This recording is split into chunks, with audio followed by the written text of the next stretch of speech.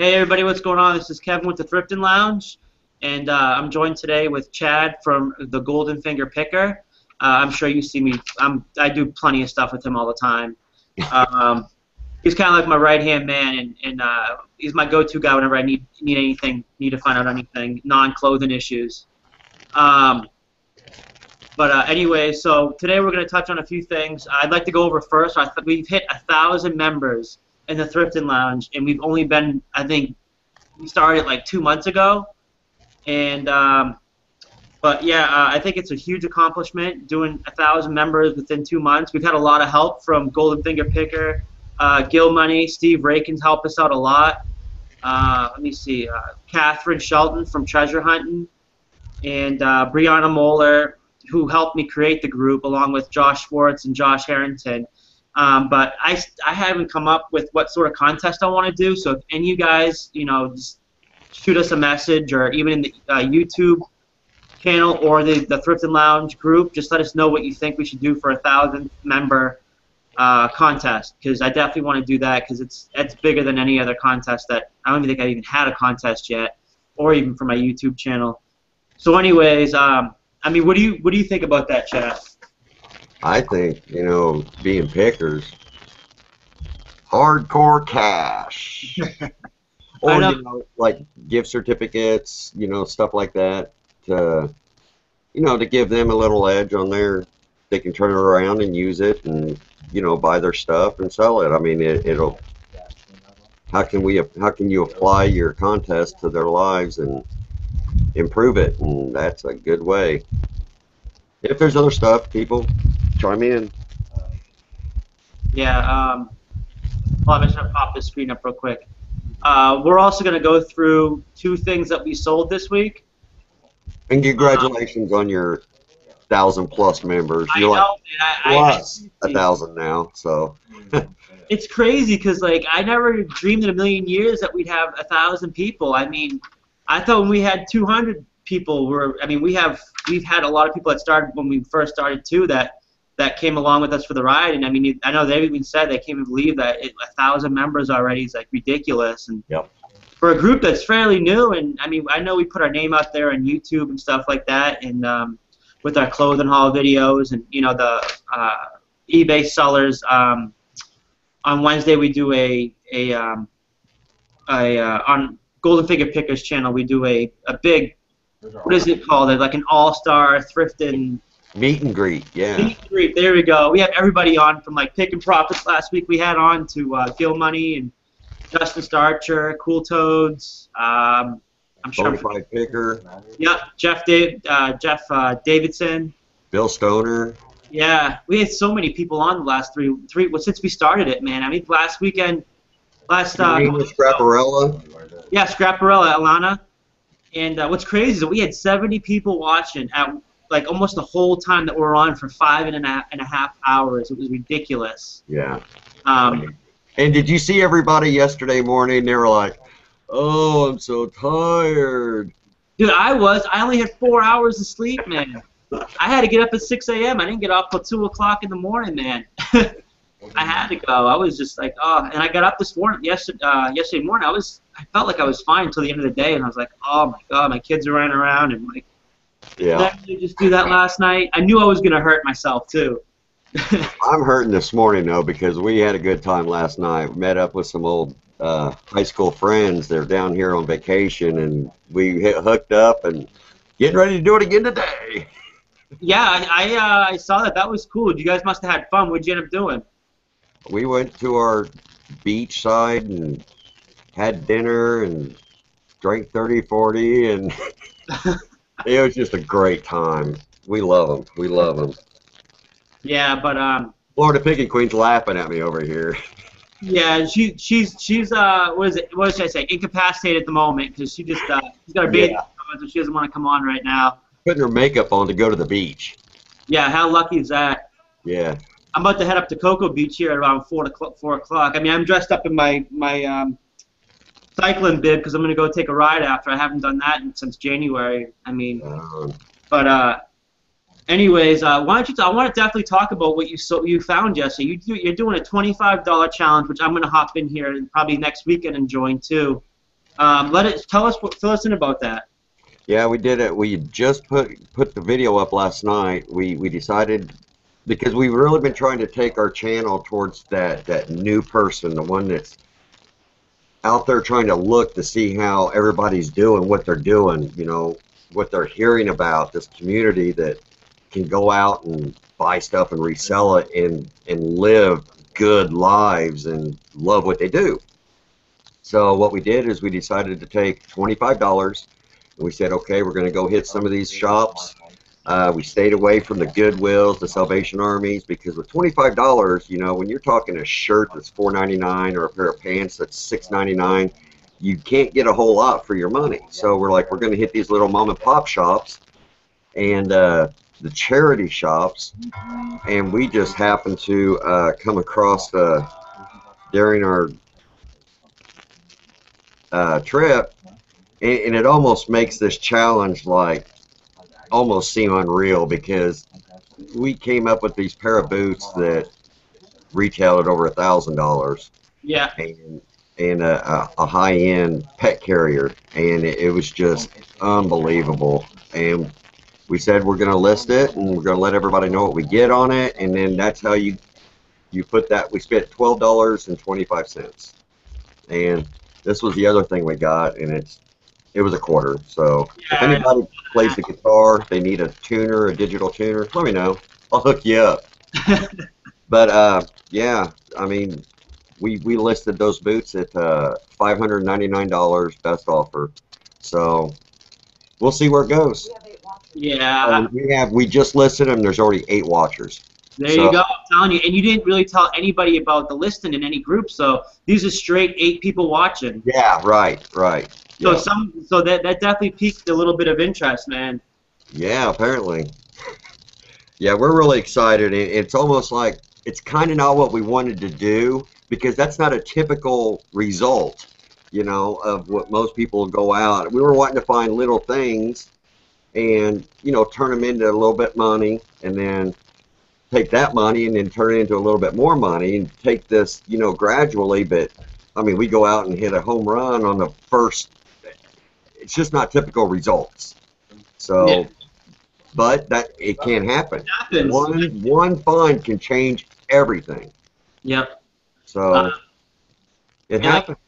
And I mean, you figured out the price on those boots by using your phone. When I first started, man, my best resource was my phone when I was in a thrift store. I would grab my phone if I thought something looked really cool, and I want to say 85% of the time it was a slam dunk. It really was. I mean, it's just that's how you learn. Well, when she found it, she did use her phone and looked on eBay, and she couldn't find any of them. But that brand, things were selling really good. But she didn't actually find those that specific pair of boots until we got home, and she Google imaged it. And we found the Google image, and you know, I took a screenshot on my phone, and yeah, she almost fainted. I didn't. I'm like, yeah, you're awesome. You're awesome. That's just typical you stuff. So yeah. Back. Yep. And but I'm definitely I plan on doing that next Saturday, going out and seeing what I can get for $25. And like you said, don't spend any more. Just do the $25. And there's gonna be stuff I know that I'm gonna want to grab, but it's a challenge, you know. We still have $12 left. So I know. What are you gonna do with that $12? You gonna buy yourself some drinks? No, that's part of the picking fund. Well, The person that had the $12.75 left should have gotten up to $4 million.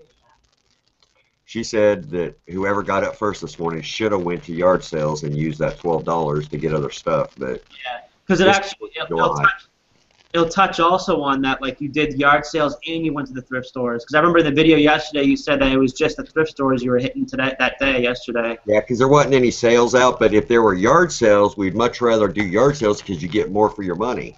Yeah. Yeah. And there's your cat. You actually let her. Do you have a screened-in porch? Yeah, our whole back, it's all screened in. Yeah, she climbs up the screen and. Yeah. I was just saying, because my cats would run off if they had the chance to go outside. Yeah, she would. I came up my dog outside out front because she runs off, man. It's crazy. Yeah. But sorry, so I want to go over the 2 items. You already have 2 items you have up, right? That you sold? Not yet. Hold on a sec. Okay. Well, I'm gonna do this. while you do that, I just this morning. Oh, let me do a screenshot first. Just before I got on here with Chad, it was actually off to an awesome 4th of July. I mean, happy 4th of July, everybody out there. We hit a thousand members, and I mean, it just seems like a lot better 4th of July than last year, man. I remember last year for us, we were just, because I didn't get into eBay at this time of year, but I was struggling so hard, like it was a struggle just to pay rent. I remember they were raising the rent in our apartment complex last year from $750 to about $950, which we pay for a 4-bedroom house right now. It's the same exact amount.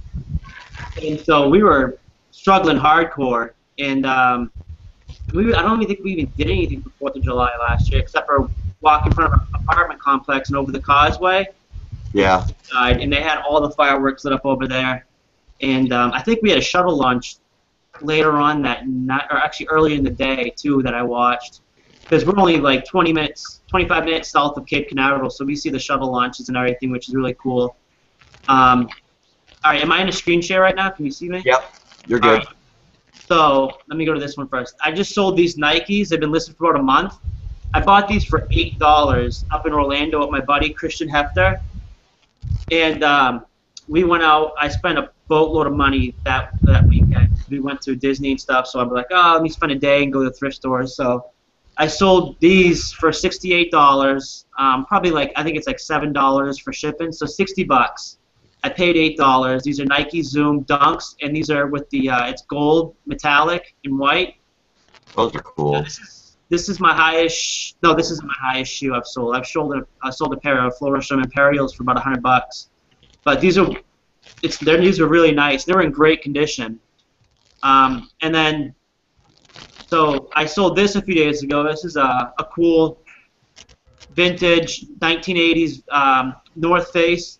I thought it was a woman's until I did the measurements, and the Thrifting Lounge, I asked people, you know, is this a woman's or a men's? And a couple of people told me, no, it's a men's. Wow. Yeah, this is really cool. It's got a really cool color to it, and but that's going all the way to Sweden, Wow. I believe. Yeah. So I sold that for $34 minus shipping, so I made like $29, $28 off it. Bought it for I think $2. And that was one of the ones I bought out in Orlando also. Let me get back to the Hangout. Now, do you have yours up? Almost. Okay. We'll wait while he does that.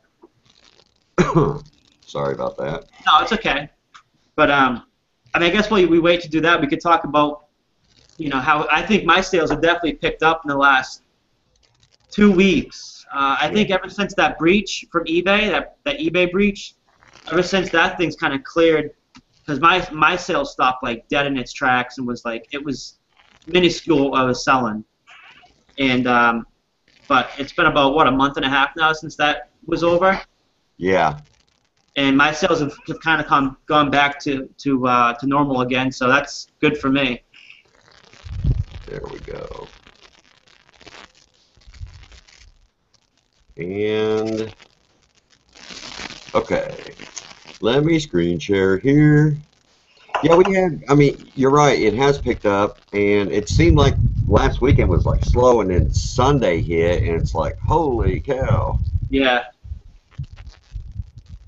Okay, let me know when you see. I see it. Okay, we got these at, where did we get those? Abercrombie camouflage shorts. Little thrift store, paid a couple dollars for them. And, you know, they're the camo fatigues. It really depends on what type of, what brand it is. But yeah, we sold these things for $69.99 with $7.87 shipping. And that's a lot. That's a lot for Abercrombie and Fitch. Like, I have no problem selling Abercrombie and Fitch stuff, but I mean that's we $7. don't sell. Yeah, we don't sell Abercrombie stuff like unless it's something like this that's really desired, and that's all it is. It's the desirability of it. It's nothing special about it. But yeah. But I'll grab their jackets, their ski jackets, stuff like that. They sell for over $100. And I grabbed their like cashmere wool, like different materials, I'll grab of them. But if it's a normal cotton sweater or something like that, I won't touch it. Yeah, and these were well used. I mean, they're just, but it is what it is. Yeah. Yeah. But And people like that look too. yeah, we were really excited about finding these, the Vans, and yeah, the Marvel comic Vans. We sold these for $49.99, and they actually went overseas, so it cost I think they paid like $30 for them. But they're going to Russia Wow. just for shipping. So we got like $81 for them total, I think. And she paid $1 or two. Oh, $1. Okay. Yeah, those are nice. Yeah, that's cool. And here's actually those boots. We found the actual thing online. Yeah, and those are brand new. How much they want for them? $1,050. Yeah. And yours is in really good condition. Like there's plenty of wear left on them. It's like no wear. Well, the only thing we saw that somebody said that the with the wear on the sole, somebody made a comment on the video of the wear on the sole and then the wear on the actual boot itself.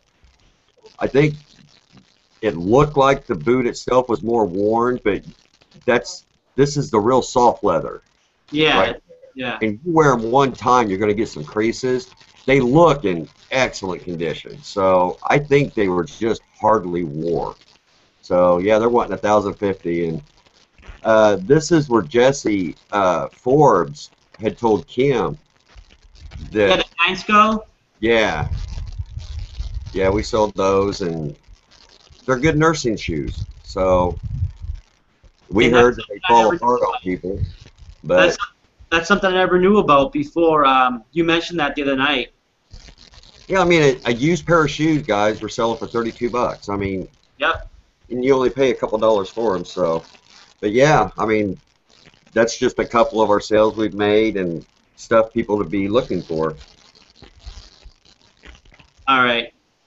So I think we should touch on the last thing, which is kind of like major that I want to talk about, because I mean I sat here about a month and a half ago when we first started doing these videos, and we talked about the global shipping program. I'm like, well, you know, I have the global shipping program on, and as an option, you know, my main thing was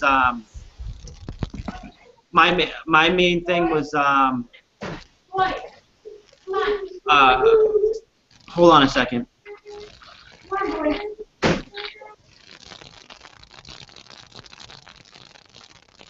Yeah, the global shipping program is so screwed up. I hate it.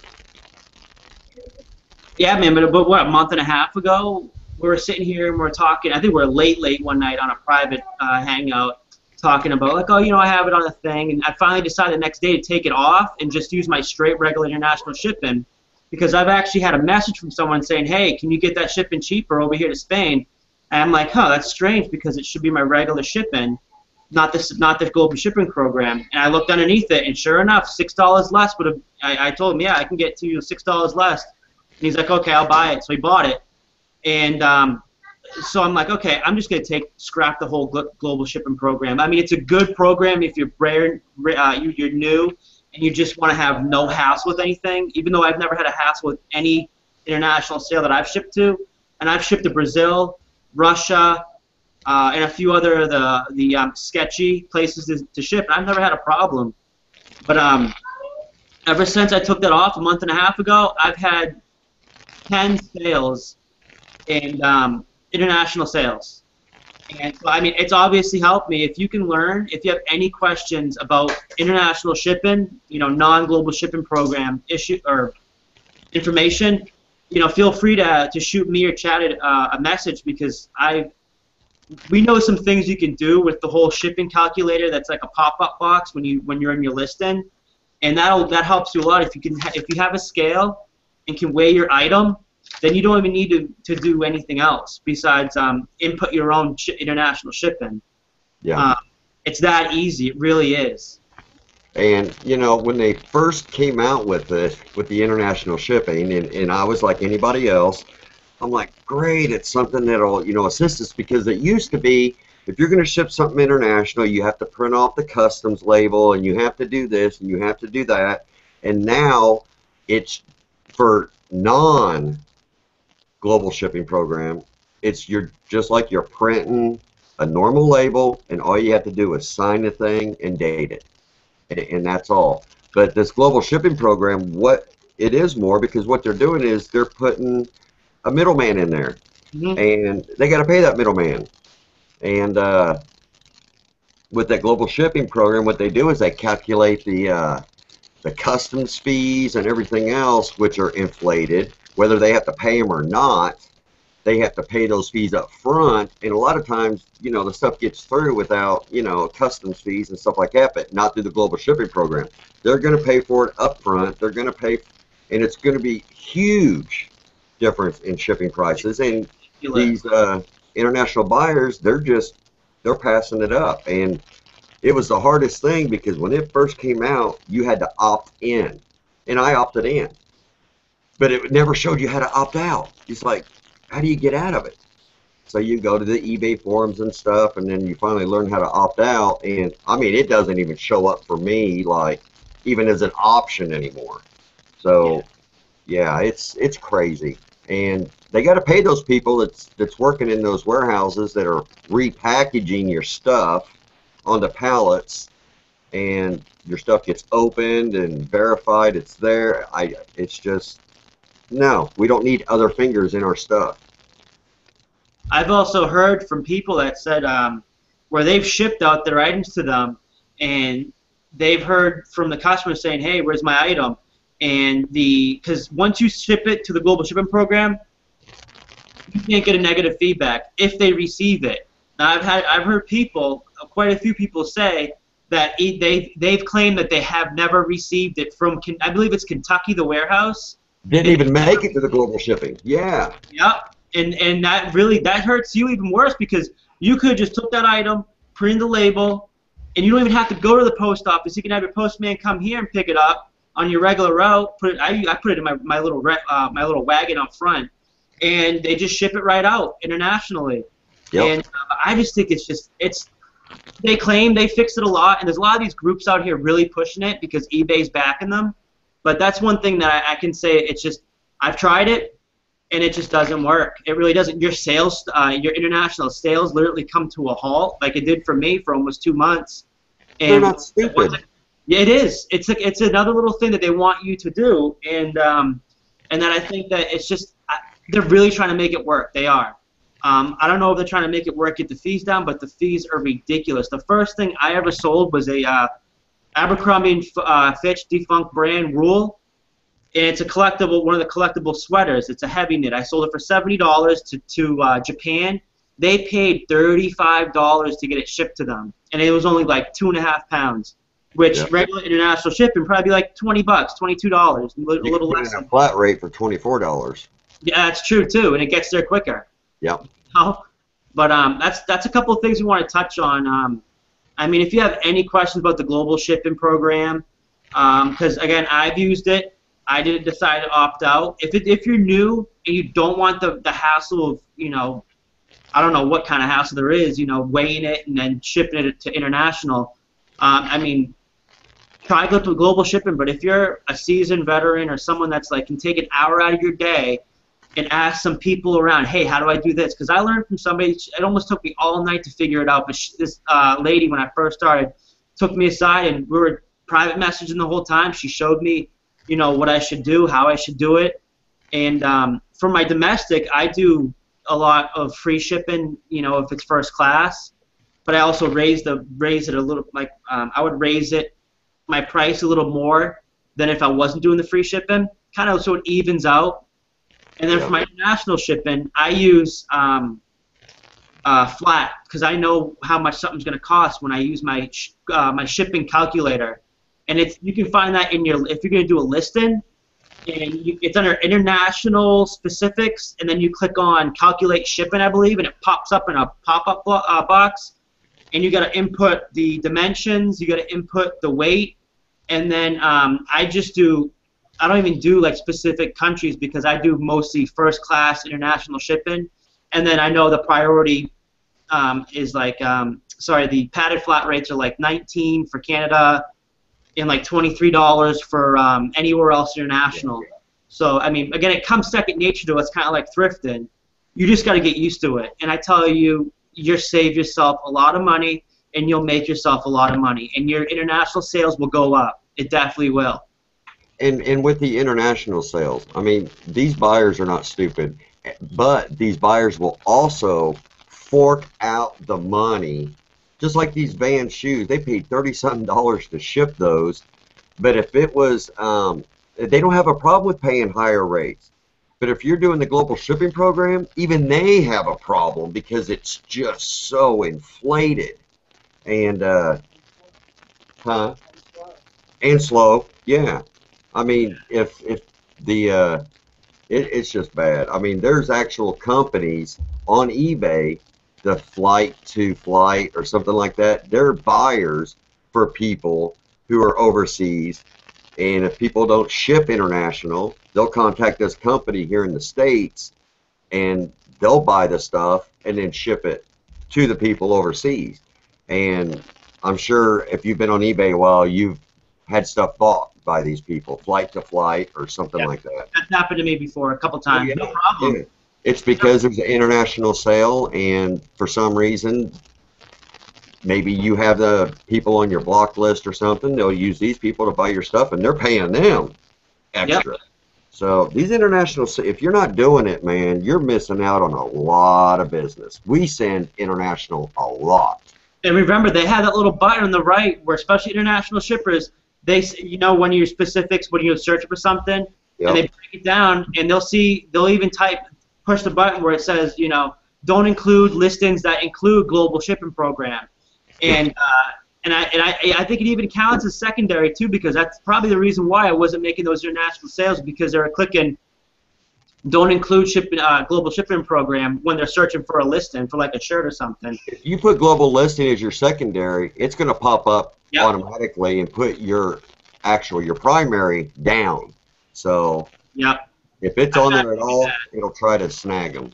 Yep. I think I kind of fit. That's probably the reason why I wasn't getting no international sales. I'm sitting here like with you and Ronnie Hart from Hart's Pickers, like, man, I don't know how you guys are shipping. What's going on? I just felt like we weren't getting international sales the last few months, and then all of a sudden, boom, I take it off. I've like I said, I've been selling just as much internationally than I do inside the United States, man. And it's a failed system. They just need to acknowledge it and something. I mean, because it's not going to work out. It really isn't. Well, our buyers aren't stupid, you know, and they're looking for the best possible product for the best deal that is shipped in a timely manner. I mean, that's what it comes down to. Yep. And the global shipping program just puts it over the top, and they don't want nothing to do with it. It is. It's crazy. I mean, like, I couldn't believe that. I'm like, wow, really? I'm trying to get international sales again. Awesome. Which, that's our opinion, guys. I mean, you may love the global shipping program because you are literally held liable-less once it makes it to that global shipping. But I'm telling you, chances are, I mean, we've had a couple issues, but it's just a cost of doing business. You know, you're going to have more sales without it than problems you're going to have with it. So, or problems you're going to save with it. So, I mean, it's a numbers game to me. I mean, it's really easy math. Yeah, and like I said, any one of you guys, like, I'm trying to hit the new people that are just getting into this, selling clothes, that are scared. Because I've seen some veteran sellers that are scared shipping international without the global shipping program. And I'm like, dude, just try it. Give it like a month, a couple sales. Just try it. Because you will understand that once you do try it, you're going to sell a lot more. Well, everybody's so worried about that failure, that unsatisfied customer. If you're going to do eBay, guess what? You're going to have them. It's how you react to them. It's how you deal with it. And there's some people, I mean, I just got a negative feedback because FedEx took too long to send it to them. I mean, it took longer. It's like, really? And you're holding me accountable. I mean, it is what it is. You can't do anything about it. And you could send something priority mail, and it sits someplace for a couple days. I mean, if the buyer's like that, then the buyer's like that. You're not going to be able to make them happy regardless. So it is what it is. And if you're over 1,000 feedback and you still have 100%, kudos to you. I mean, but the odds of you pissing a customer off just because is a good chance. Don't worry about those. It's how you deal with them that will be able to get you continue moving. And that's the whole thing. How do you roll with these punches you're given? I mean, in our industry, in the picking industry, we're always hitting brick walls. It's how do you roll off of it and deal with it, because everything's constantly changing. And you just need to be flexible. Yeah, I think also too when you do take returns, because if you're a seller on here and you consistently want to sell, you gotta have to take returns. Everybody knows that. And what I find in some other places, that people take they do the restocking fee. I found out, you know what, it's not even worth it. Just take it back, the item back, and let them keep it, and get yourself the positive feedback, because in the long run, people look at your feedback. They don't care about, they want to know you're a great customer service person, that you're willing to take back problem items. I mean, I took back a couple weeks ago a brand new without tags that I personally bought, Brooks Brothers shirt, because the guy said there was stains in the collar. There was no stains in the collar. There was nothing there. But I took it back, no questions asked. He still gave me positive feedback. So yeah, and I am one that does put on a restocking fee. Never used it. Yeah, it's okay. Never used the restocking fee. But the reason why I do it is because now with eBay and the sellers, it makes it so easy for people to return stuff, and that restocking fee might be that little thing that detours them from, sending it back when it probably isn't as bad as what, remorseful buying, because, we deal with these people just for whatever reason, whether they want to pull the parts out of it and, just try to send it back and say it was broke or whatever. But if it ever comes to it, they'll contact you and everything, and I'm like, absolutely return it. Don't worry about the restocking fee. What that is, it's a deterrent. So, and never had any problems, and it may make them think 1 second, like, well, maybe I can make this work, which you have every right to charge a restocking fee, especially if it's a return for just bogus reasons, like it's just not what I thought it was, so I want to return it and you pay for the shipping, and no, it doesn't work like that. So it's a deterrent. We use it as a deterrent and haven't had any problems. And if there's something that needs to be returned, we take it back, no problem. It's the cost of doing business. And if you've been in it a while, it's not coming out of you're not going into the red from a return. If you are, you need to rethink your business plan. It's just you've already made your money back on that stuff a year ago, so you're working in the black, and it's just the cost of doing business. So yeah, that's totally true. But I definitely want to wrap this up right now, because I know you and I both, we got a lot of things to do today. It's 4th of July. I'm sure everybody else does too. Thank you again. I think I know I've come a long way in the last 2 months since I started this group. I can't believe it, 1,000 members, man. And it wasn't just me that did it. It was you guys helped me. It was everybody that really was involved in starting this and getting this thing going. And I mean, because this is, without people watching, I mean, I get messages all the time saying, hey, you changed, you've helped me a lot. If I didn't ever see this item, I would have known to pick it. yep. I mean, and it makes me feel good, because the nice stuff people say, it's like, oh, it kind of reassures me that what I'm doing is actually the right thing. What I'm doing, I'm doing something positive. I'm kind of like, I'm not hiding behind a camera scared. Like when I first started, man, I think I told you, dude, I always thought I looked like a stiff. I was scared to talk. If you see, like, maybe if you look at my first video, I was just like, yeah, rocking. My seat was rocking back and forth. Exactly. And but I mean, I've kind of gotten so used to this, and it's gotten fun, man. It really has. And I mean, well, it's taking your business to the next level. It really is. It is. Go ahead. Like I was saying, I'm not sitting behind a camera and wanting to ask all these questions and learn, hey, how do you do this? I actually dug deep. I actually reached out to Rake and, hey, we have a new group. We only have 20 members. Can I do an interview with you or something? He came on. I mean, these people are very nice.